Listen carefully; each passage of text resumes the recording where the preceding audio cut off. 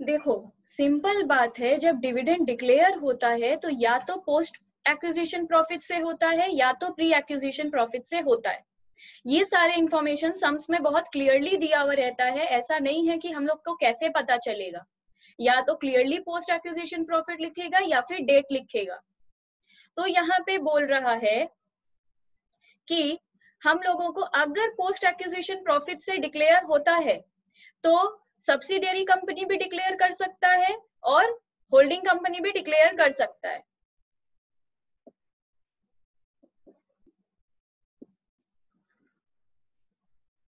दोनों डिक्लेयर कर सकता है।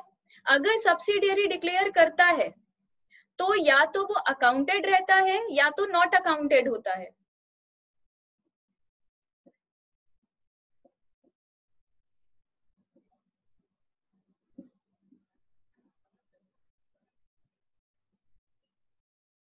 अकाउंटेड होने का मतलब क्या है? अकाउंटेड होने का मतलब है ये ऑलरेडी रिकॉर्डेड है।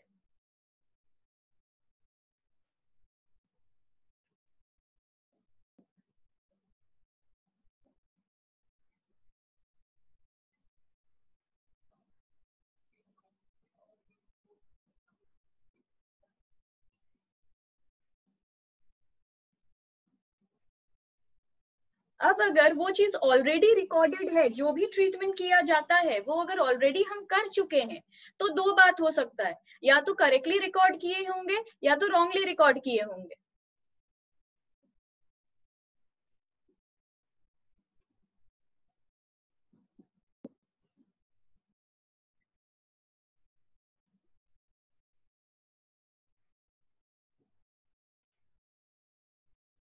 अगर हम लोगों ने करेक्टली रिकॉर्ड किया है तो अब कुछ भी करने का जरूरत नहीं है। इस एडजस्टमेंट को ओमिट कर देना, मतलब इस एडजस्टमेंट को इग्नोर कर देना, इसका हम लोग कुछ भी नहीं करेंगे। पर अगर हम लोग ये चीज रिकॉर्ड तो किए हैं पर रॉन्गली रिकॉर्ड कर दिए हैं तो क्या करेंगे? अब अगर ये अब अगर ये पोस्ट एक्विजिशन प्रॉफिट है तो इसका पूरा डील हम लोग कहाँ करेंगे? जाके रेवेन्यू प्रॉफिट में, क्योंकि पोस्ट एक्विजिशन का काम ही हम लोग करते हैं रेवेन्यू प्रॉफिट में।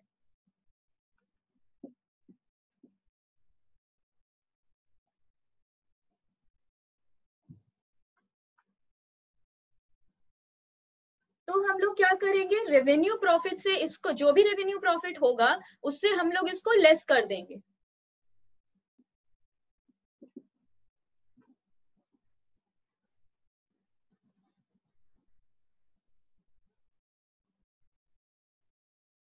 क्लियर बात है? तो इसका राइट ट्रीटमेंट क्या है? रेवेन्यू प्रॉफिट से लेस। अगर लिखेगा ऑलरेडी इसका ट्रीटमेंट हो गया है तो हम लोग छोड़ देंगे, करेक्टली ऑलरेडी सब कुछ हो चुका है तो इसको छोड़ देंगे, कुछ नहीं करेंगे।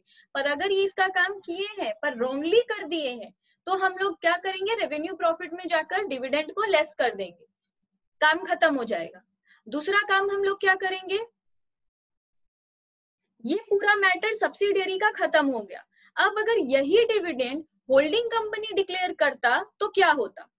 होल्डिंग कंपनी अगर डिक्लेयर करता तो सेम,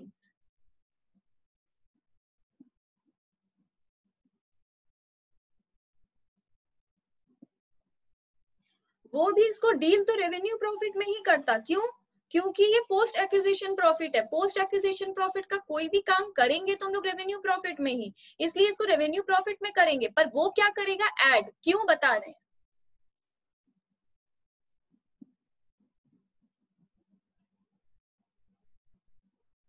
क्यों ऐड करेंगे?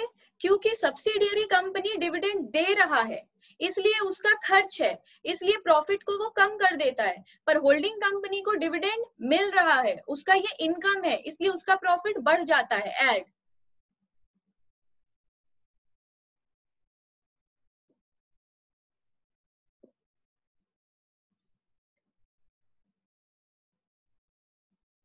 अब pre acquisition profit, pre acquisition profit से डिविडेंड सिर्फ सब्सिडियरी ही डिक्लेयर कर सकता है, कभी भी होल्डिंग कंपनी डिक्लेयर नहीं कर सकता, क्योंकि प्री मतलब उसके आने के पहले का टाइम। तो सब्सिडियरी अगर, अगेन इसमें सेम बात है, सब्सिडियरी अगर डिक्लेयर कर रहा है तो या तो वो रिकॉर्ड किया होगा या तो रिकॉर्ड नहीं किया होगा।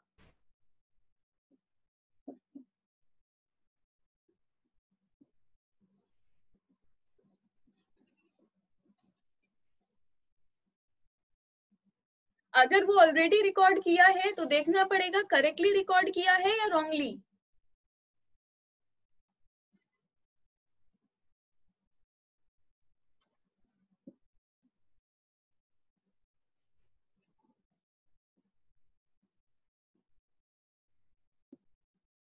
अगर वो करेक्टली रिकॉर्ड कर दिया है तो नो ट्रीटमेंट, इसका कुछ नहीं करेंगे। पर अगर वो रॉन्गली रिकॉर्ड कर दिया है तो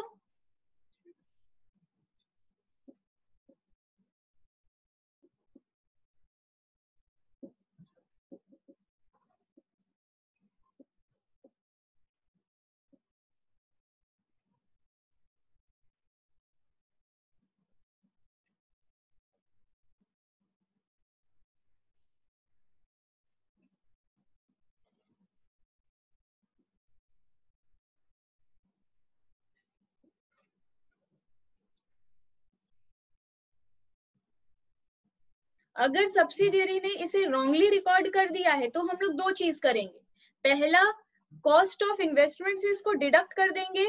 दूसरा काम, इसको पीएल से हम लोग डिडक्ट कर देंगे। दो काम करेंगे।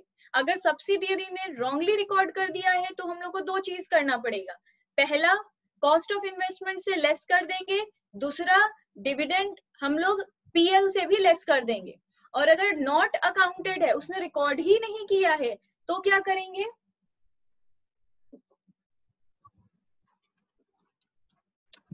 मैम होल्डिंग ना।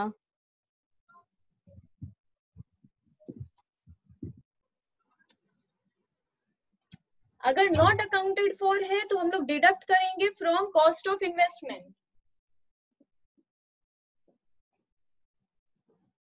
बस, इसमें पीएल का काम नहीं करेंगे। मतलब अगर वो रॉन्गली रिकॉर्ड कर देता है तो दो चीज करते हैं। पहला, कॉस्ट ऑफ इन्वेस्टमेंट से डिडक्ट करते हैं। दूसरा, पीएल से भी हम लोग डिडक्ट कर देते हैं। पर अगर वो कुछ रिकॉर्ड ही नहीं किया है तो हम लोग सिर्फ एक ही काम करेंगे, कॉस्ट ऑफ इन्वेस्टमेंट से इसको डिडक्ट कर देंगे। दो चीज हम लोग नहीं करेंगे। ठीक है ये चीज पूरा? तो ये वाला जो सम है ये 1988 का सम्स है। इसमें बोल रहा है the following are the summarised balance sheet of H limited and S limited at 30 November 1987। ये साल हम लोगों का खत्म कब हो रहा है, एंड जानना, बिगनिंग जानना, एक्विजिशन डेट जानना, सब बहुत इंपॉर्टेंट है। तो हम लोगों का स्टार्टिंग डेट कौन सा होगा?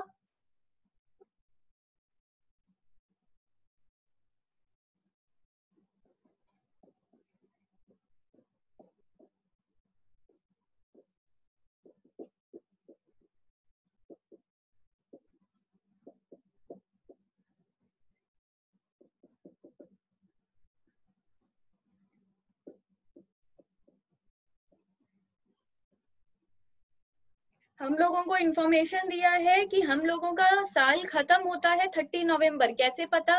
जो साल का बैलेंस शीट है वो हम लोग का एंड डेट है। तो अगर 30 नवंबर को खत्म हो जाता है तो स्टार्ट कब होता होगा? 1 अक्टूबर, नहीं, 1 दिसंबर।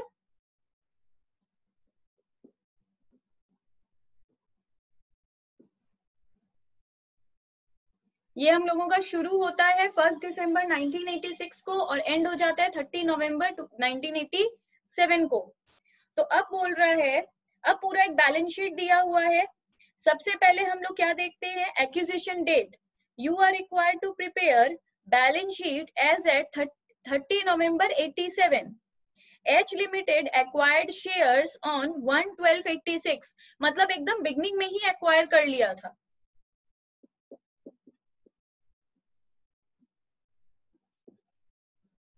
तो ये पूरा एक साल का सम है, इसमें कोई टाइम रेशियो नहीं है। क्योंकि टाइम रेशियो तब निकलता है जब वो कहीं बीच में जाके एक्वायर करता है। यहाँ वो कहीं बीच में जाके एक्वायर नहीं किया है, बिगनिंग डेट पे ही एक्वायर कर लिया है। तो इसमें टाइम्स रेशियो जैसा कुछ भी नहीं है। तो दूसरा काम हम लोग क्या करेंगे, डिग्री ऑफ कंट्रोल निकालेंगे।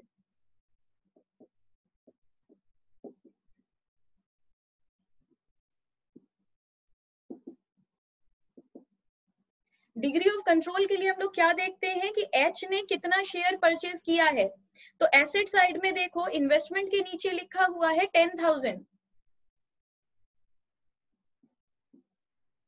एसेट साइड में इन्वेस्टमेंट के नीचे लिखा हुआ है 10,000।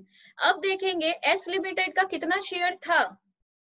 एस लिमिटेड का शेयर कैपिटल देखो 1,50,000 है और एक एक शेयर का दाम 10 रुपीज है, तो 1,50,000 डिवाइडेड बाई 10 आएगा 15,000।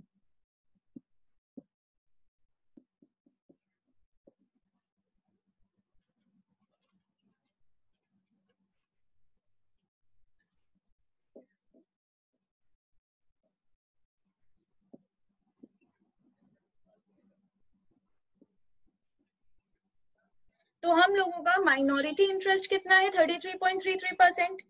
अब हम लोग का तीसरा काम क्या रहता है, computation of profit.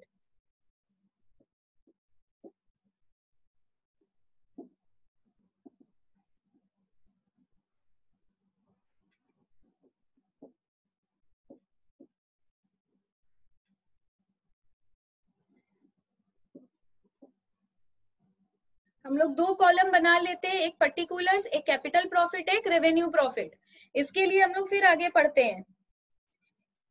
when the balance on their PL account and general reserve were 66,000 and 9,000। इसका क्या मतलब है कि बिगनिंग डेट पे, मतलब 1/12/86 पे जो हम लोग का बिगनिंग डेट है, उस डेट पे पहले से जनरल रिजर्व में कितना बैलेंस था 66,000 और पीएल में कितना बैलेंस था, नहीं पीएल में बैलेंस था 66,000, जनरल रिजर्व में था 9,000। तो इसको हम लोग पहले लिखेंगे ओपनिंग बैलेंस ऑफ पीएल।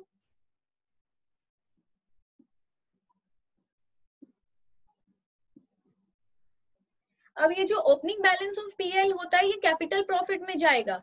क्यों कैपिटल प्रॉफिट में जाएगा, क्योंकि कोई भी ओपनिंग बैलेंस रहता है तो वो कैपिटल प्रॉफिट में ही जाता है।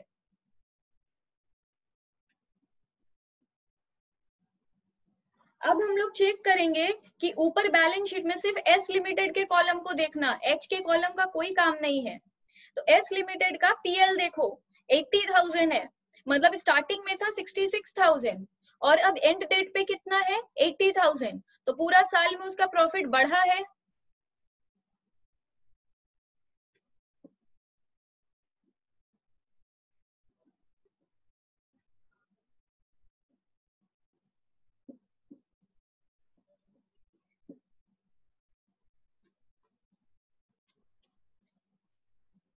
पूरा साल में जो भी प्रॉफिट बढ़ता है हम लोग उसको रेवेन्यू प्रॉफिट में लिखते हैं।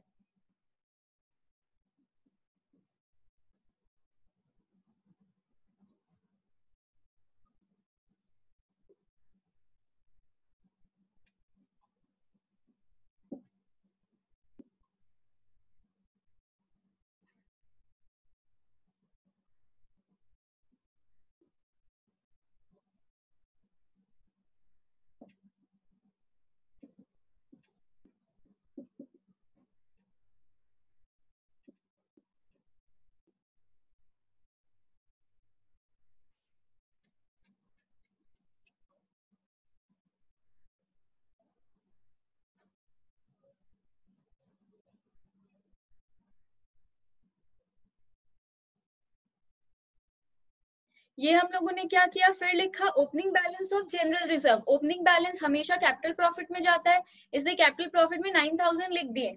उसके बाद बोल रहा है कि जनरल रिजर्व बैलेंस शीट में कितना है, बैलेंस शीट में जनरल रिजर्व है 13,000, तो इंक्रीज हुआ है इसलिए लिखे add increase in general reserve. कितना इंक्रीज हुआ है 13,000 से 9,000, मतलब माइनस, तो आएगा 4,000। जो भी इंक्रीज होता है वो रेवेन्यू प्रॉफिट में जाता है, क्योंकि वो पूरा साल हुआ है। जब होल्डिंग कंपनी भी था तो वो पोस्ट नेचर का हो जाता है, इसलिए वो रेवेन्यू प्रॉफिट में चला जाता है। इस सब में और क्या है, फिर दिया है सन्ड्री क्रेडिटर्स 40,000। सन्ड्री क्रेडिटर का काम हम लोग कहाँ करते हैं, सन्ड्री क्रेडिटर था 40,000, included a sum 24,000 payable to S for credit purchase। जब भी इस तरीके का कोई भी चीज देगा तो इतना मतलब समझने में टाइम वेस्ट नहीं करेंगे, सिंपल क्या दिया है 40,000 का क्रेडिटर था H के बुक्स में। देखो H का क्रेडिटर देखो, बैलेंस शीट देखो, H लिमिटेड का क्रेडिटर में 40,000 लिखा हुआ है। उस 40,000 में उसको S लिमिटेड को कितना देना है 24,000, तो H और S के बीच में कॉमन कितना है 24,000। H का बैलेंस शीट में ऑलरेडी 40,000 लिखा हुआ है क्रेडिटर में, पर वो एस को कितना देने वाला था, 24,000। तो ये दोनों के डेटर और क्रेडिटर से 24,000 को हम लोग लेस कर देंगे।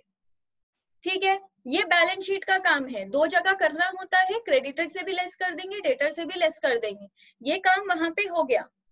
फिर बोल रहा है on which the latter company made a profit of 6,000। 6,000 का इन लोगों ने प्रॉफिट किया है। जैसे अगर हम तुम लोगों को कोई सामान भेजते हैं तो प्रॉफिट में ही भेजेंगे, क्योंकि मैं दूसरी कंपनी हूँ, तुम लोग दूसरे कंपनी हो, तो कॉस्ट प्राइस पे तो कोई सेल करता नहीं है, प्रॉफिट लगाकर सेल करता है, ये क्लियर है। पर अब तो हम और तुम होल्डिंग कंपनी और सब्सिडियरी कंपनी बन चुके हैं, तो अब मेरा जो तुमसे प्रॉफिट है वो हम नहीं करेंगे, क्योंकि अब तो हम लोग सेम कंपनी है। तो ये जो 6,000 का प्रॉफिट है वो अब नहीं होगा, तो इसे कहते हैं अनरियलाइज्ड प्रॉफिट। अनरियलाइज्ड प्रॉफिट का हम लोग क्या करते हैं, अनरियलाइज्ड प्रॉफिट को हम लोग रेवेन्यू प्रॉफिट से लेस कर देते हैं और पीएल से लेस कर देते हैं। ठीक है, इसके बाद बोल रहा है, अच्छा इसके बाद बोल रहा है स्टॉक था 1,02,000 of H limited. H limited का स्टॉक देखो, एच लिमिटेड के स्टॉक को देखो 1,02,000 है। Included goods purchase from S limited 18,000, उसमें एस से खरीदा हुआ कितना है 18,000। एच का टोटल स्टॉक है 1,02,000, उसमें वो सब्सिडियरी से कितना खरीदा है 18,000। क्लियर है यहाँ तक? तो अब हम लोग कैसे करेंगे,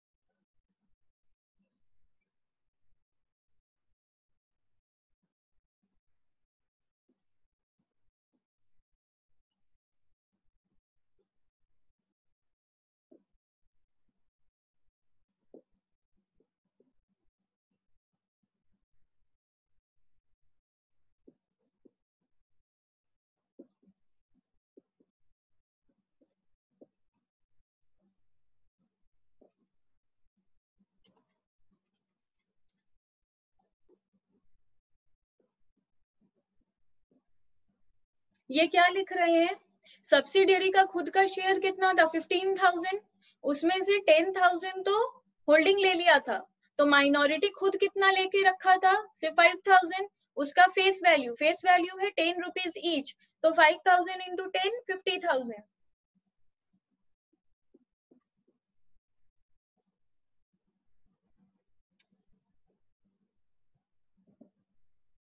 ओके, हम लोगों ने उधर पर बांटा नहीं था एच में और एस में प्रॉफिट को, तो अभी बांट लेते हैं। हम लोगों का कैपिटल प्रॉफिट कितना है 75,000।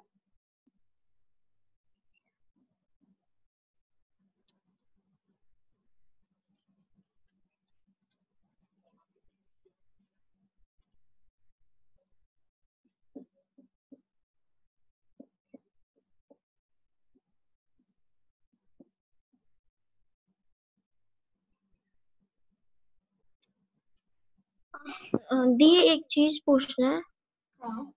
हाँ ये जो MI है ये 4th पॉइंट होगा ना? हाँ 4th पॉइंट। अच्छा।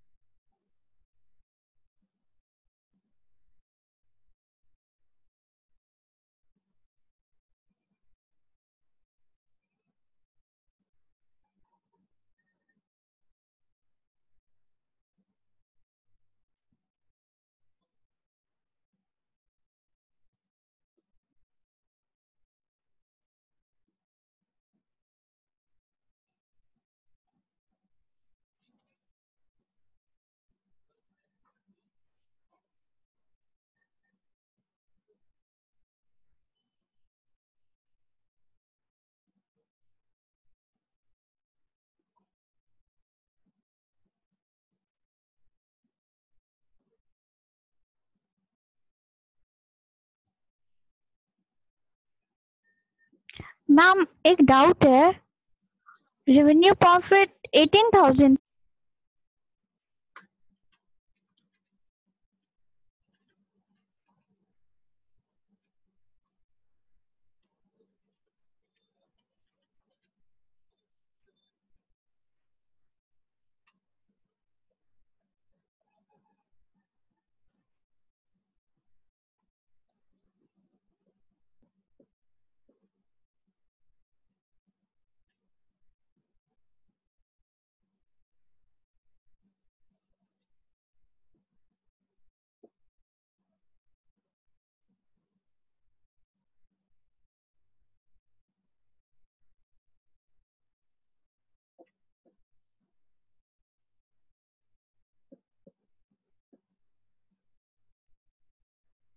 अब इसमें हम लोग क्या लिखेंगे कि इन्वेस्टमेंट आखिर था कितने का।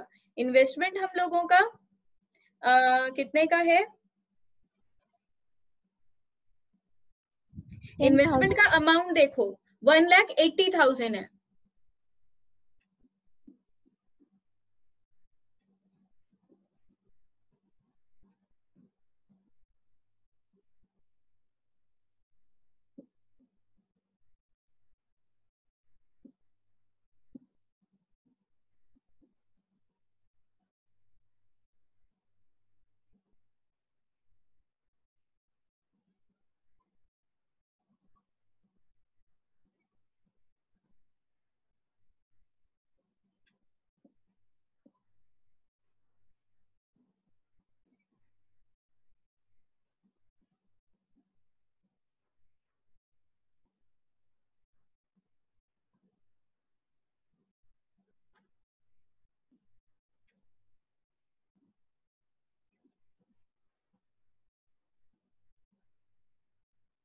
तो यहाँ हम लोग का गुडविल भी आ गया 30,000। ये सब फॉर्मेट में है, फॉर्मेट में सीधे देखते हैं और लिख देते हैं, इसमें कुछ सोचने का नहीं है।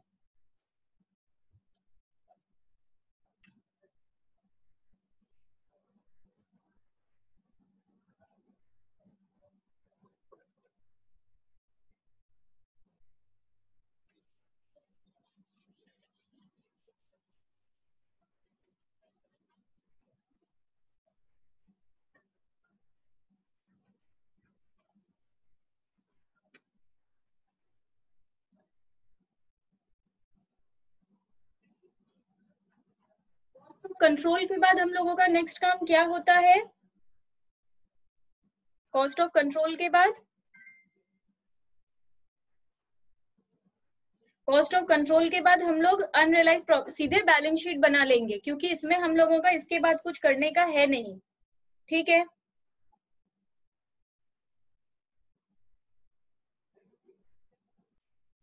बैलेंस शीट का फॉर्मेट तो लर्न रखना है, उस हिसाब से ड्रॉ करो।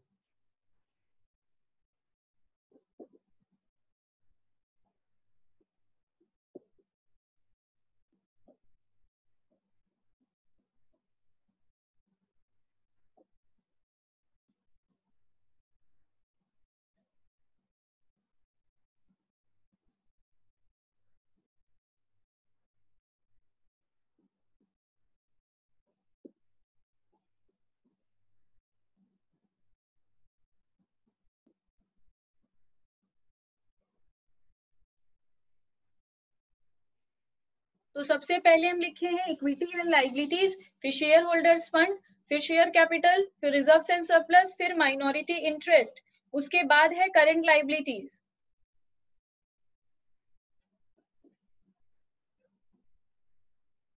करंट लाइबिलिटीज में हम लिखे हैं ट्रेड पेबल्स। ये कैसे बना रहे हैं, बैलेंस शीट देखकर। ट्रेड पेबल्स में क्रेडिटर है तो यहाँ पे ट्रेड पेबल्स लिखेंगे, फिर टोटल।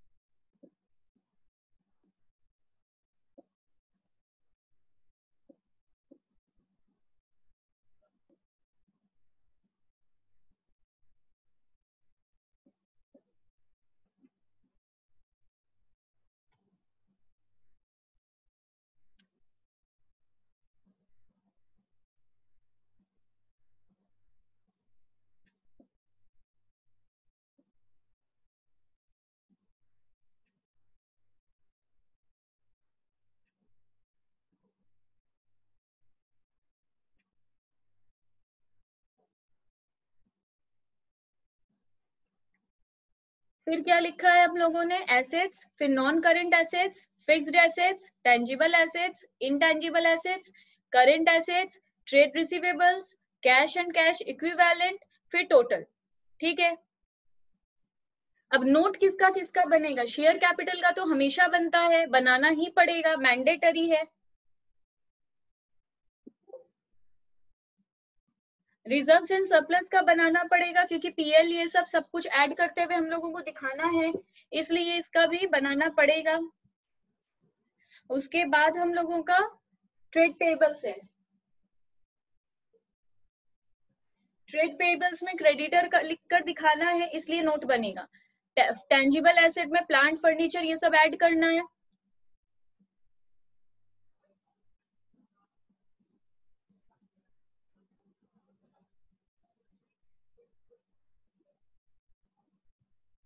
तो टोटल इसमें 7 नोट्स बनेगा।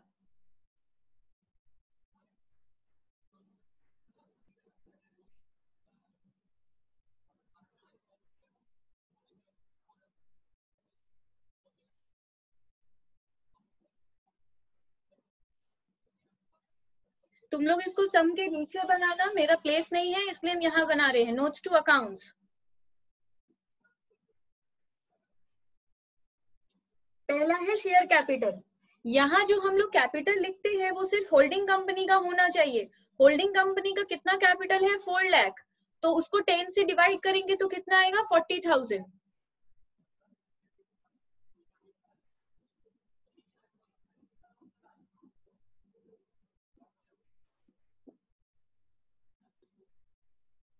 हम लोग का 1 बन गया। अब 2।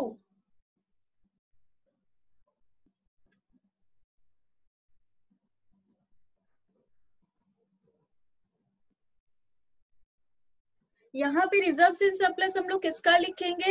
होल्डिंग कंपनी का, क्योंकि जनरल रिजर्व वाला तो दोनों में डिस्ट्रीब्यूट हो गया है, सब्सिडियरी वाला। तो यहाँ पे सिर्फ होल्डिंग कंपनी का आएगा, जो कि है 2,10,000।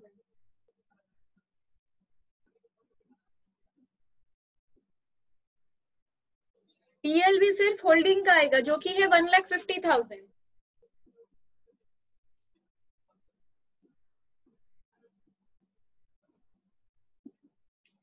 हम लोग एक चीज साइड में लिख कर रखे थे कि हम लोग पीएल में से लेस कर देंगे रिजर्व्स एंड सरप्लस में से अनरियलाइज्ड प्रॉफिट। तो अनरियलाइज्ड प्रॉफिट हम लोगों का कितना है? अनरियलाइज्ड प्रॉफिट हम लोग का 6,000 है।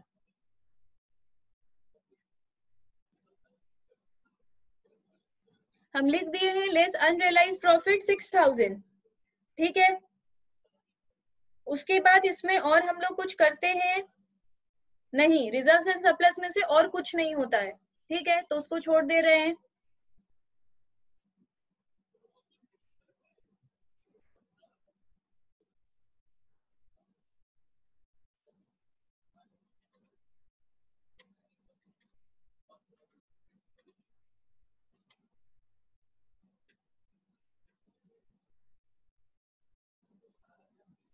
अच्छा नहीं, इसमें रेवेन्यू प्रॉफिट भी ऐड होता है, जो वो उसका हिस्सा था, होल्डिंग कंपनी का जो रेवेन्यू प्रॉफिट में हिस्सा था, मतलब 12,000।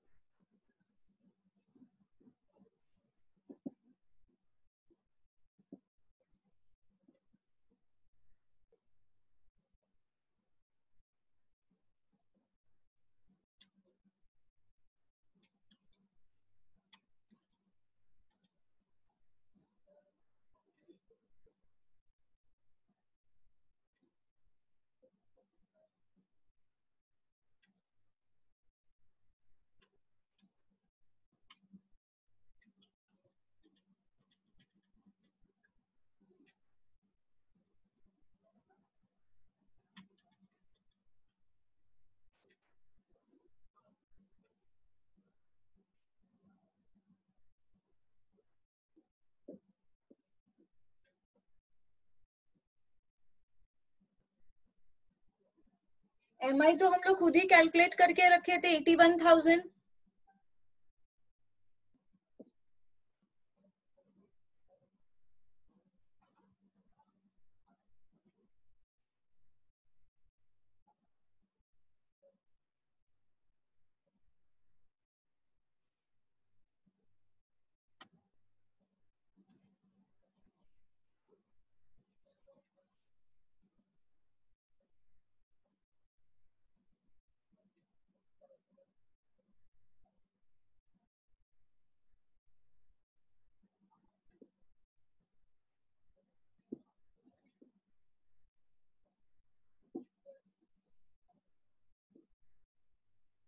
एच का क्रेडिटर कितना है हम लोगों का? एच का क्रेडिटर है 40,000 और एस का कितना क्रेडिटर है हम लोग का? 59,450।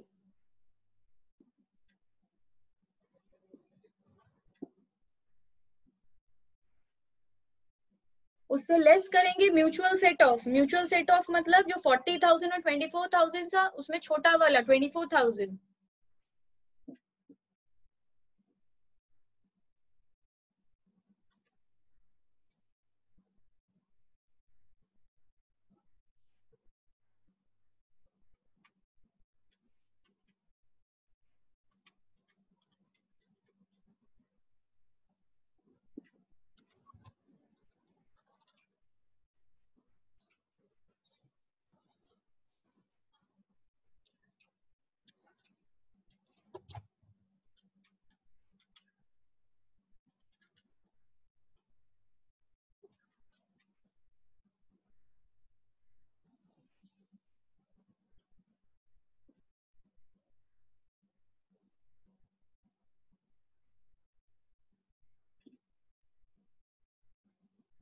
अब हम लोग 4 बना रहे हैं टेंजिबल एसेट का, फ्री होल्ड प्रीमाइस।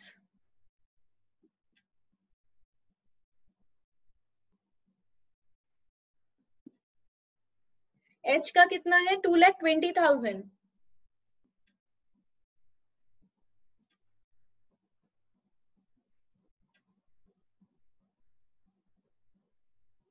इसको ऐड करके तुम लोग बाहर की तरफ लिखो।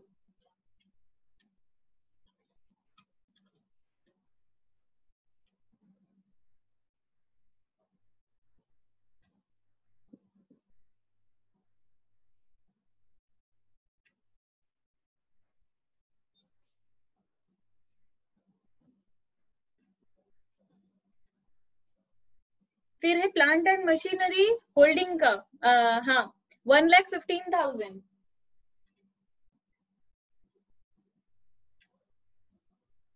एस का कितना है? 32,000।